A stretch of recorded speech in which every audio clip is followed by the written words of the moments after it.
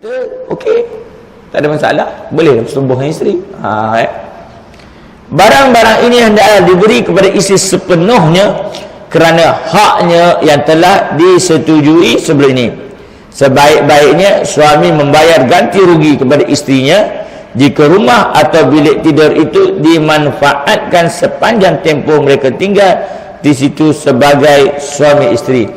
Cuma kekeh macam ni kita pencil lah tuan-tuan. Biasanya kita selesaikan waktu akad itu. Sebab itu kita bagi tahu pada pasangan-pasangan nak berkahwin, mas kahwin ini jangan, sebab dia disunatkan untuk saksi tengok dulu.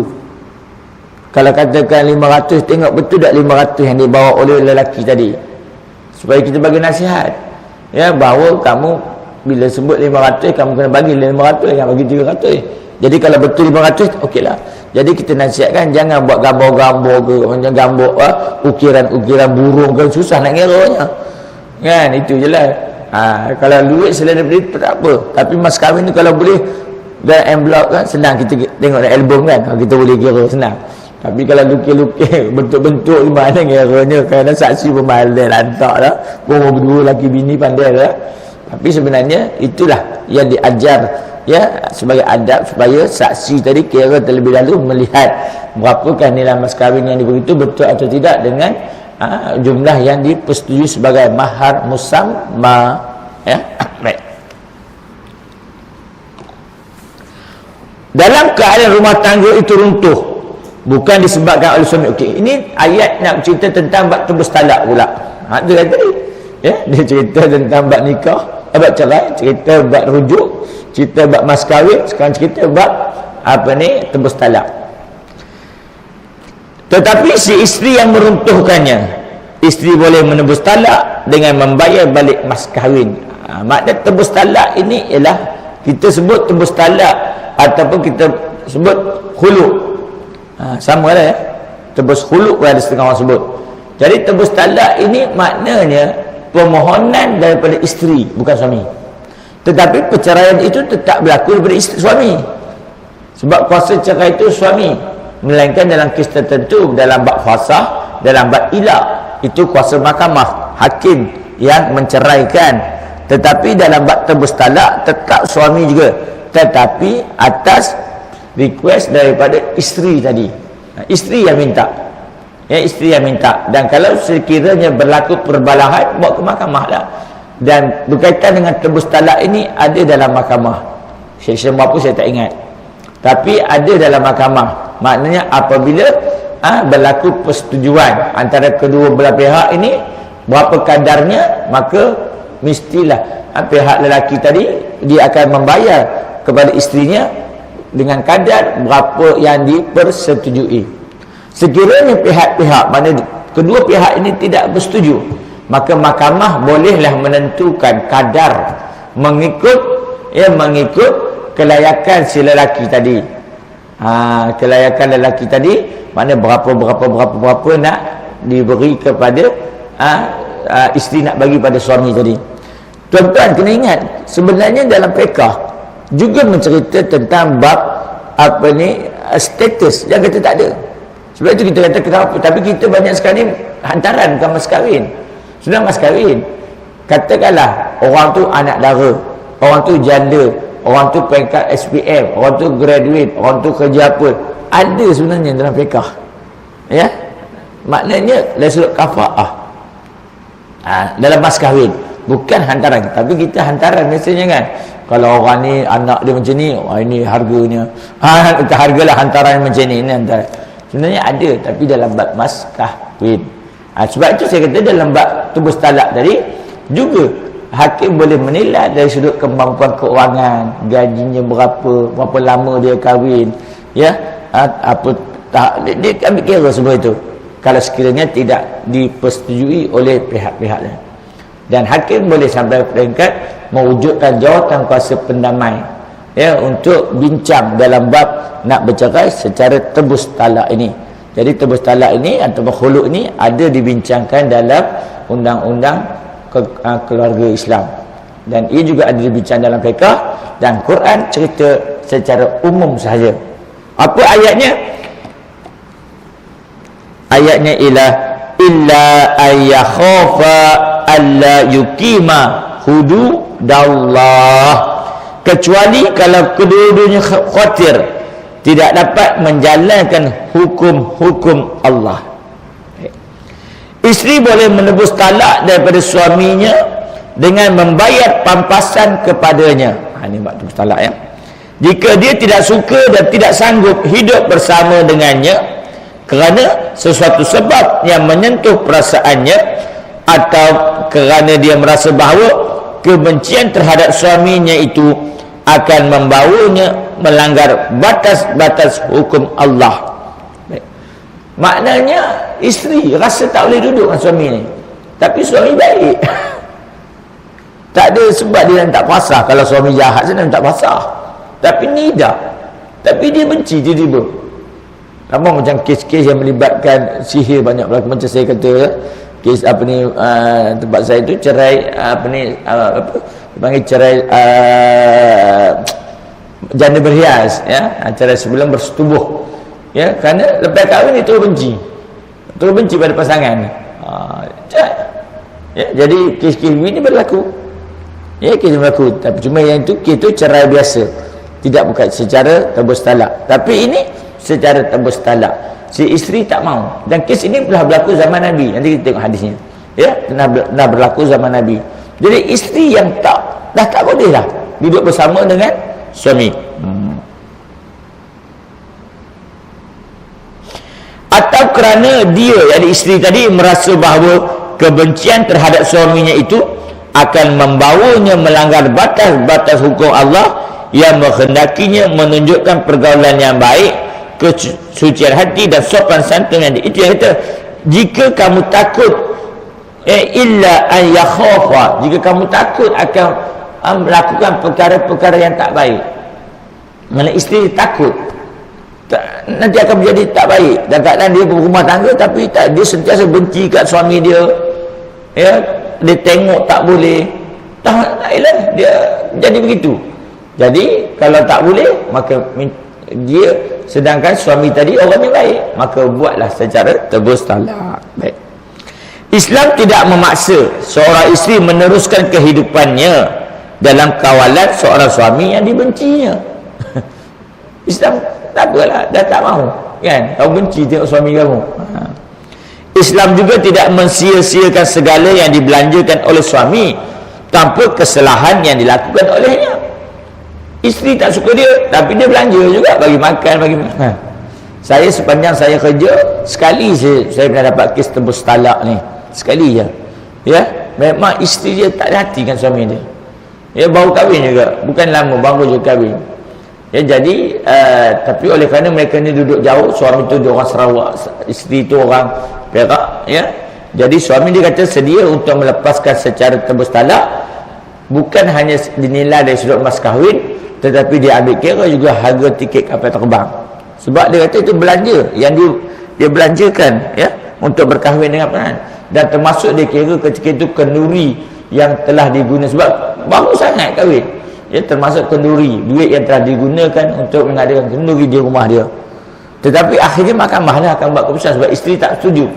Isteri bersetuju untuk membayar ada kadarnya. Mana kadar saya ingat masa tu lebih kurang dalam berapa ribu je mas kahwin, termasuk tiket kapal terbang saya ingat. Tetapi kenduri itu isteri tak sanggup untuk bayar. Dia kata itu suami punya pasal lah, dia buat kenduri berapa banyak pun, tapi yang tiket kapal terbang tak apalah, dia kata sebab dah orang suami dia gunakan duit untuk datang kahwin dengan dia kan, itu dikira, dia kata, dan juga mas kahwin itu. Jadi sebab bila dia bawa mahkamah, kita pun tak tahu apa cerita, kita hanya sekadar bincang peringkat awal saja ya, kaunseling. Kemudian bila bawa mahkamah, wallahualam apa keputusan mahkamah ya, sama ada bersetuju atau tidak dengan rundingan antara suami isteri itu. Tapi perbalahan berlaku di situ berkaitan dengan bayaran ialah kerana suami mohon lebih disebabkan belanja kenduri kahwin tadi ya. Baik. Inilah keadilan Islam yang menimbang kepentingan semua pihak. Inilah keadilan Islam ya, maknanya Islam akan tengok keadilan kepada isteri dan keadilan kepada suami, dua-dua dia akan tengok. Keadilan kepada isteri, dia tak boleh daripada dia sentiasa berdosa Ini selalu saya kalau bincang dalam bab kaunseling, inilah selalu saya sebut pada pasangan, saya kata kamu duduk berdua suami isteri tapi duduk berkelahi je. Mana krisis rumah tangga. Orang berkahwin duduk dapat pahala sakinah, tapi kamu berkahwin dapat dosa je. Jadi lebih baiklah kamu mungkin mengambil jalan masing-masing terlebih dahulu, kemudian ada waktu, ada masa, ya, sebab itu dia ada edah, kan, ada edah, kemudian kalau rasa nak bersama kembali, kan.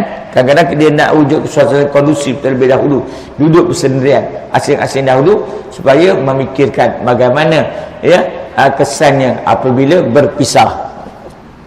Benar, sambung rujuk balik, tak ada masalah kalau masih nak edah, kan. Tapi banyak juga kes yang dah lama cerai, kalau dah 5-6 tahun nikah semula. Itu biasa buat dekat pejabat dia, jaranglah buat ni, dia dekat pejabat lah, nikah semula dengan isteri dia. Bukan rujuk dah edah, kan. Baik, hukum tebus talak. Tengok, tebus talak atau disebut khulu' dalam bahasa Arab, iaitu isteri memohon talak dengan bayaran atau pampasan. Maksud tebus talak ni melepaskan, macam talak juga, ya. Tebus talak ni talak lah, ya, melepaskan. Menurut jumhur fuqaha, ia boleh disempurnakan dengan kerelaan hati antara kedua-dua suami isteri yang berkenaan. Mereka tidak boleh dipaksa supaya melakukannya. Berbeza dengan ilak. Ingat ilak, kita baca ayat lillazina yu'luna nisa'ihim. Ilak, hakim boleh paksa perceraian itu berlaku, sebab dia sumpah seorang lelaki tak nak bersetubuh dengan isterinya 4 bulan atau lebih. Sampai satu tempoh 4 bulan dia tak nak bersetubuh juga dengan isteri dia, maka hakim akan perintah untuk dia bersetubuh. Dia tetap tak nak juga bersetubuh, hakim boleh menceraikan kedua pihak ini. Walaupun tak bersetuju, hakim cerai. Ini kuasa hakim. Besar kuasa hakim ni. Tapi hakim mahkamah syariah, bukan hakim mahkamah sivil, melainkan kalau sudah diberi kuasa kepada hakim mahkamah sivil, itu bolehlah. Tapi kalau tak ada kuasa, tak boleh. Yang ada kuasa hari ini lah hakim mahkamah syariah sahaja. Sesetengah fuqaha, maknanya berlaku khilaf, berpendapat pihak berkuasa mahkamah boleh memaksa isteri meminta tebus talak jika didapati kehidupan mereka tidak dapat didamaikan lagi. Setengah fuqaha kata boleh isteri minta cerai secara tebus talak. Suami tak nak lepaskan, aku tak nak lepaskan, okey, tak apa, minta ceraian secara tebus talak. Ini berdasarkan kepada hadis. Inilah peristiwa yang berlaku pada zaman Nabi. Maknanya kes ini, kes rumah tangga tebus talak ini sudah berlaku. Tengok, An Ibn Abbas radhiyallahu anhuma qala ja'at imra'atu Sabit bin Qais bin Shammas ila Nabi sallallahu alaihi wasallam faqalat ya Rasulullah ma ankimu ala Sabit fi din wala khuluqin illa anni akhaful kufra.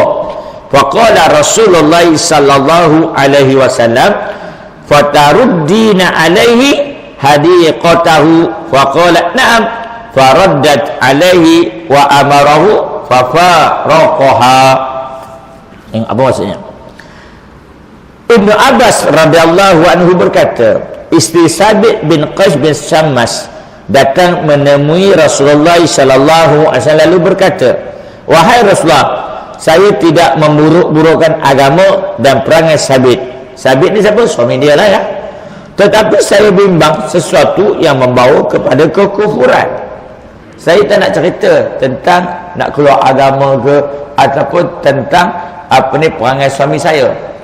Tetapi saya bimbang, ya, dia akan membawa kepada kekufuran. Sebab itu tuan-tuan, kita ada section dalam undang-undang kita, sesiapa yang mengisytiharkan keluar Islam dengan tujuan pembubaran perkahwinan, satu kesalahan. Dia tujuan dia bukan nak keluar Islam, tapi nak bercerai, tapi tak boleh nak cerai, maka dia keluar Islam kerana kesan daripada murtad ialah perkahwinan terbubar. Maka susah nak bubar, dia istihad diri dia sebagai, maka undang-undang nak kawal, maka ada peruntukan yang kota dendanya 5,000, tinggi denda, ya, maksimum. Sebab apa? Sebab ia satu kesalahan yang serius, mempermain-mainkan agama. Walaupun sebenarnya dia bukan nak murtad, tujuan dia itu dia tak cerai. Jadi berdasar pada hadis inilah, ya, jumpa dengan Nabi, aku takut salah mereka. Sebab itu kita kata kalau tak boleh puasa, buat tebus talak. Sebab itu yang dianjurkan oleh Nabi sallallahu alaihi wasallam. Sabda Rasulullah sallallahu alaihi wasallam, sediakah engkau memulangkan kebunnya? Sebab apa disebut kebun? Sebab ketika mereka berkahwin dulu, kebun itu sebagai mas kahwinnya. Jawab isteri tadi, ya, bersedia. Lalu dia memulangkan dan baginda menyuruh Sabit menerimanya, kemudian memisahkan antara kedua-duanya. Jadi maknanya zaman Nabi dah berlaku. Dan tebus talak ini lafaz daripada suami, bukan daripada isteri, ya. Bukan kata isteri kata aku cerai dengan kau dengan tebus talak, suami yang melafazkannya. Sama ada dengan perkataan tebus talak, khulu ataupun tak sebut, tapi dengan perkataan cerai dengan niat untuk tebus talak. Dia pun ada lafaz sorah dan lafaz kinayah juga, sama ya dengan cerai, ya. Selain kerana tidak mampu mentaati kehendak suami, khulu boleh dilakukan juga dengan sebab-sebab seperti suami pemarah, sering bertindak kejam, buruk rupa sehingga menjejaskan perasaan, tidak menunaikan kewajipan ibadah seperti solat, puasa, dan suka melakukan perkara-perkara keji dan haram seperti zina, minum arak, selalu menonton filem-filem lucah, menagih dadah dan sebagainya. Sebab-sebab ini mengharuskan isteri meminta tebus talak jika dia mengingini perceraian. Boleh. Tapi biasanya kita sarankan buat fasah dahulu ataupun taklid lebih dahulu. Sebab itu tak memerlukan kos. Tebus talak memerlukan kos daripada isteri. Tapi kalau taklid ataupun fasah, dia tak perlukan kos. Maknanya perceraian daripada pihak suami tadi. Dan syarat fasah ini lebih luas dia punya tuntutan dia, mana asas dia, sebab-sebab untuk minta fasah terlalu luas.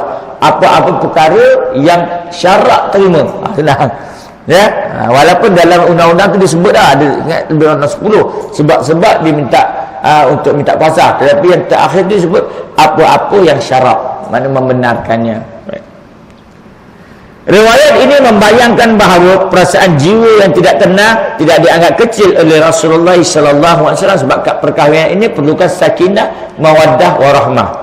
Baginda sedar tidak ada gunanya seorang isteri dipaksa hidup bersama suami yang dibencinya. Oleh itu, biarlah isteri dibebaskan daripada keseksaan jiwa yang ditanggungnya dengan membayar sedikit pampasan kepada suaminya. Bayar, isteri bayar pada ini. Baik. Tengok, suami tidak ada hak lagi merujuk isterinya yang diceraikan melalui khulu. Kenapa? Khulu ini ialah talak bain.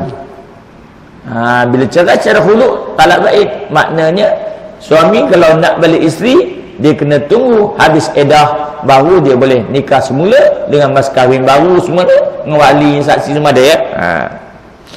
Wanita berkenaan memiliki sepenuhnya talak itu, kerana tiada artinya jika dia mendapatkan talak dengan bayaran, tiba-tiba suaminya punya hak pula nak rujuknya sekalipun dia tidak menyukainya. Sebab dia hak dia yang tak cerai. Jadi kalau katakan talak itu sebagai talak yang boleh dirujuk, tak guna lah tuan-tuan, sebab dia yang minta. Jadi dia lah solid untuk dia. Sebab itu dia dianggap sebagai talak bain, ya, tak boleh dirujuk. Isteri yang diceraikan melalui khulu hendaklah menjalani iddah selama 3 quru' ataupun sekali haid menurut setengah ulama. Ada 2 pendapat. Satu pendapat mengatakan isteri yang cerai khulu' berdasarkan pada ayat salah satu quru', 3 kali suci. Tetapi ada pendapat kata sekali je. Dan kalau tak silap saya, yang mengatakan sekali ini dalam pendapat mazhab Syafi'i, mazhab kita. Ya, sebab dia khulu' dia berbeza dengan apa ni cerai biasa, dan ia boleh dilepaskan waktu dia suci ke haid pun tak kira, ya. Dia. Sebab itu permintaan isteri, bukan atas suami yang ceraikan, tapi atas request daripada isteri tadi. Sebab itu dia berbeza hukumnya dengan perceraian biasa ataupun fasah ataupun dari sudut eddahnya. Menurut setengah ulama, kerana menurut mereka khulu' bukan cerai tetapi fasah, oleh itu eddahnya sekali haid saja, bagaimanapun 3 quru adalah lebih sempurna dan lebih baik. Ya. Baik. Ayat yang seterusnya ialah berkaitan dengan apa ni, masih lagi berkaitan dengan tebus talak, iaitu fa in hiftum. Yang ini kita sambung pada minggu hadapan, masih lagi membicarakan tentang bab tebus talak, ya. Jadi ada dalam Islam yang namanya tebus talak, ya. Cuma saya kata tadi, sepanjang saya kerja baru satu kes je saya dapat tebus talak ni. Yang banyaknya cara biasa, ya, cara biasa, cara taklid, cara fasah tu biasa. Tapi cara tebus talak ni kurang. Macam tu ilak-ilak saya tak pernah jumpa. Zihar pernah sekali, ya. Ilak tak pernah jumpa kes. Zihar baru sekali je. Itu pengalaman dalam bekerja. Sebab saya pun kat lama sangat dalam tu kan, sebab jadi penguatkuasa dah 10 tahun. Maknanya lebih kurang dalam 10 tahun je dalam kerja tu. Jadi insya-Allah kita sambung kuliah kita pada bulan hadapan, pada minggu hadapan. Auzubillahi samiil alim minasyaitonir rajim. Bismillahirrahmanirrahim. Alhamdulillahi rabbil alamin, wassalatu wassalamu ala asyrafil anbiya'i wal mursalin wa ala alihi wa sahbihi ajma'in. Allahumma inna nas'aluka ridhaka wal jannah wa na'udzubika min sakhatika wan nar. Allahumma innaka afuwun karimun tuhibbul afwa fa'fu anna wa an walidina wa an jami'il muslimina wal muslimat wal mu'minina wal mu'minat birahmatika ya arhamar rahimin. Allahumma iftah alaina hikmataka wa anshur alaina min hazaini rahmatika ya arhamar rahimin.